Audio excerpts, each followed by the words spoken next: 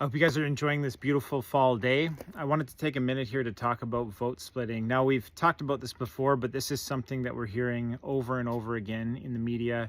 We're hearing this kind of shouted by the political parties because they're not really interested in competition. They would much rather just say, hey, let's divide and conquer, create two very polarized options and herd people into one category or the next. And I want to kind of dispel that myth, because in our riding of West Kelowna-Peachland, that's not the way it is. We have three candidates in our riding. We have myself, an independent candidate, we have an NDP candidate, and a Conservative candidate.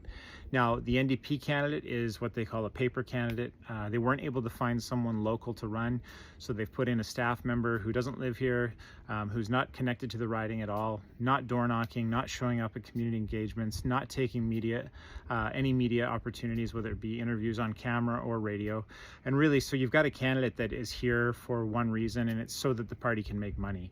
And I don't even fault them for that. We have this weird rule that probably needs to be reformed here with our election process, that if you get more than 5% of the vote, you get paid per vote, and that money goes to the party. So essentially, for the NDP to not run a candidate here, even when they couldn't find a candidate, it would be, in essence, just giving away free money.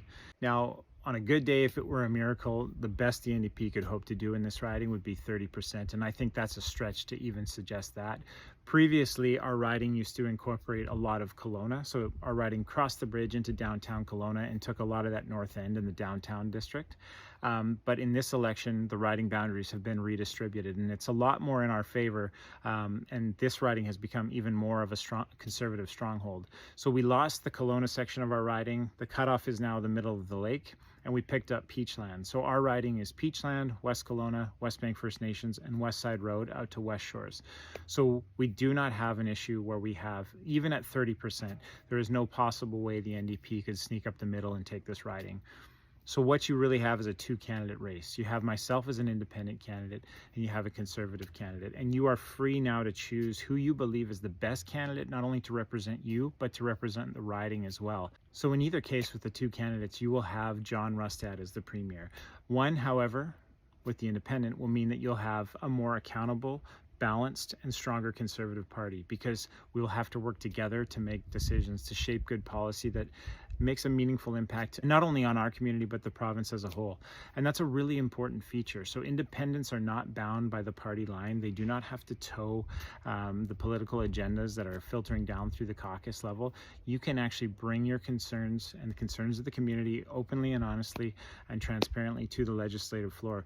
It's a great opportunity to make sure we're well represented in an unprecedented moment in BC history. So likely we'll never have this opportunity with independents again, and it's a great moment for us to seize, to say, hey, let's put the best candidate there, someone who's got experience, someone who's built the relationships, who knows the role, and who understands the heartbeat of the community.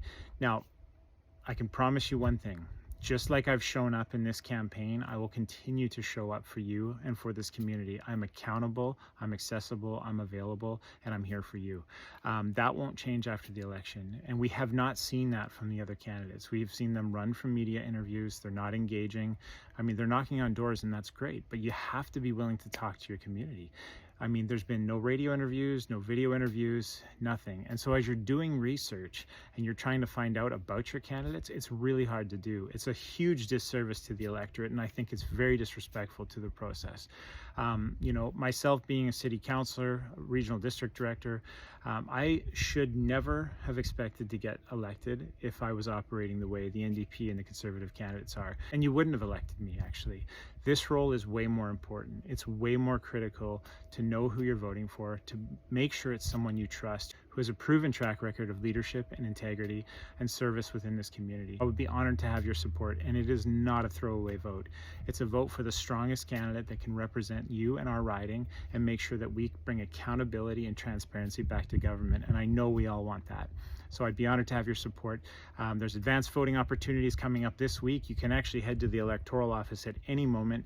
They'll print off a ballot for you, and you can vote at any time. Or general election day is October 19th. I hope to see you there. Have a great day.